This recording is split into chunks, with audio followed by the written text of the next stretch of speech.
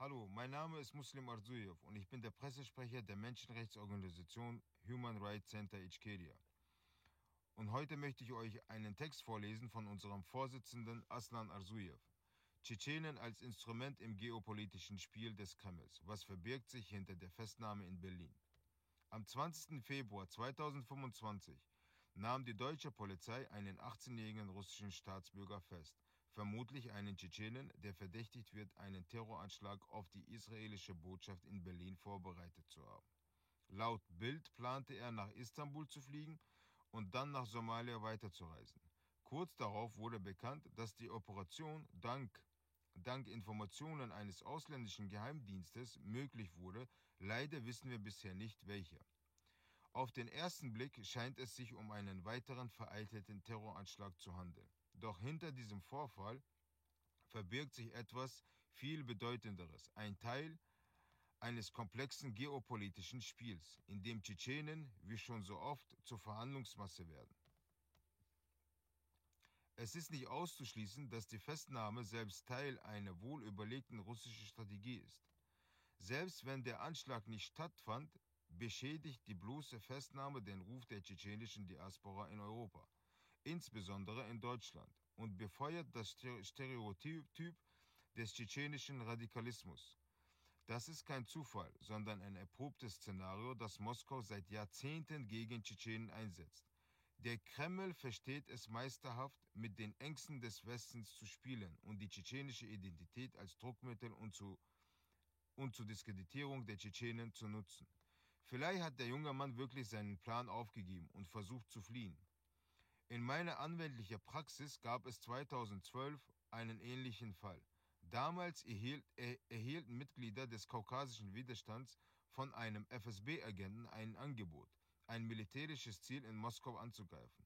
Die Vorbereitungen liefen bereits auf Hochtouren. Doch in letzter Minute enthüllte der Maulwurf, dass das eigentliche Ziel ein ziviler Zug sein sollte. Der Hochgeschwindigkeitszug Sapsan von St. Petersburg nach Moskau.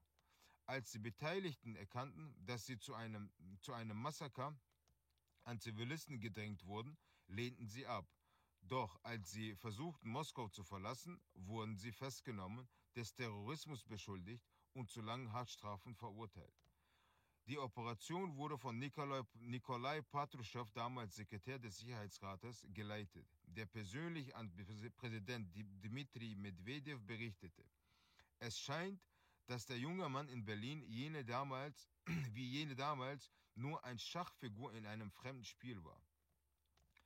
Der Nahost-Kontext fügt dem Ganzen eine weitere Ebene hinzu.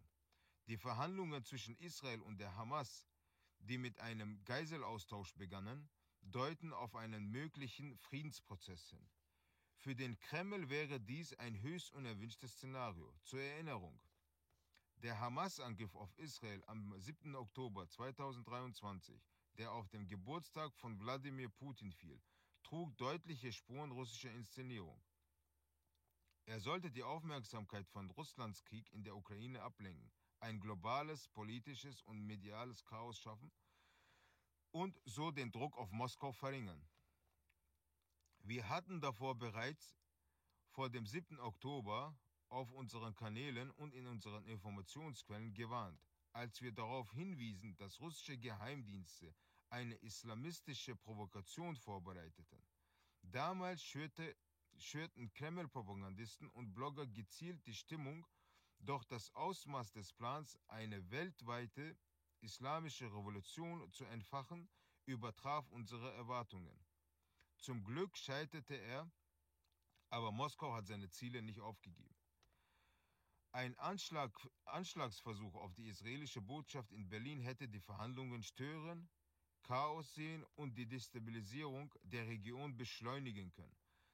Das ist kein Zufall, sondern eine logische Fortsetzung der russischen Außenpolitik. Gleichzeitig sind die Interessen der Islamisten in diesem Fall fragwürdig.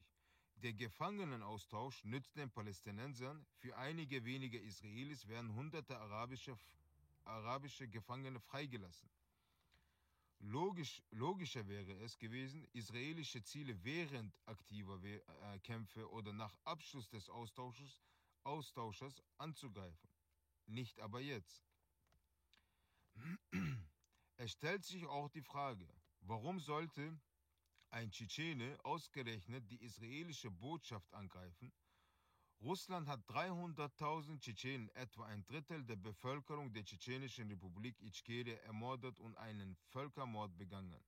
Israel, so hart seine Politik im Gazastreifen auch sein mag, ist von solchem Ausmaß weit entfernt. Warum sollte ein mutmaßlicher Tschetschene Rache an Israel nehmen und nicht an Russland? Die Antwort liegt auf der Hand. Er wurde gelenkt. Es handelt sich entweder um eine gezielte Anwerbung oder eine Inszenierung, die darauf abzielt, Tschetschenen zu diskreditieren, Antisemitismus zu schüren und die Nahostverhandlungen zu sabotieren. Die geplante Reiseroute des Verdächtigen Istanbul und Somalia ist ein weiteres wichtiges Detail in dieser Geschichte. Warum nicht Syrien die traditionelle Basis für Radikale? Weil Syrien nach der Zerschlagung der Anti-Assad-Kräfte für Moskau nicht mehr sicher ist. Nun setzt der Kreml auf Afrika, insbesondere auf das Horn von Afrika. Somalia, Sudan und Eritrea. Dort sind die Wagner-Söldnertruppen und russische Geheimdienste aktiv. Somalia ist keine zufällige Wahl, sondern ein Glied in der Kette russischer Einflussnahme. Unsere Menschenrechtsorganisation Human Rights Center Ichkeria hat über Jahre hinweg Vertrauen zur jüdischen Gemeinschaft in Europa aufgebaut. Nun ist dieses Vertrauen in Gefahr. Es ist nicht auszuschließen, dass der Festgenommene gar kein Tschetschene ist, sondern ein Betrüger, der unsere Identität für Asylzwecke nutzt. Doch selbst das ändert nichts am Kern der Sache. Sein Bild als Tschetschene hat bereits seine Wirkung entfaltet. Übrigens, warum werden wir als Russen bezeichnet, wenn wir Asyl beantragen, aber unsere ethnische Herkunft sofort betont, wenn ein Verbrechen begangen wird? Das ist Doppelmoral, die ihre Wurzeln in der russischen Propaganda hat. Die Festnahme, selbst ohne einen Anschlag, hat bereits die Ziele des Kremls erreicht. Sie stärkt den Mythos der tschetschenischen Bedrohung. Wir sind überzeugt, dass Russland und seine Geheimdienste dahinter stecken. Deutsche Ermittler sollten tiefer graben und in dieser Richtung recherchieren. Tschetschenen sind erneut ein Werkzeug im geopolitischen Spiel des Kremls geworden. Und wir, die dieses System von innen kennen, können nicht schweigen. Am Israel Hay, Aslan Arzuyev, Vorsitzender des Human Rights Center Ichkeria, 26. Februar 2025.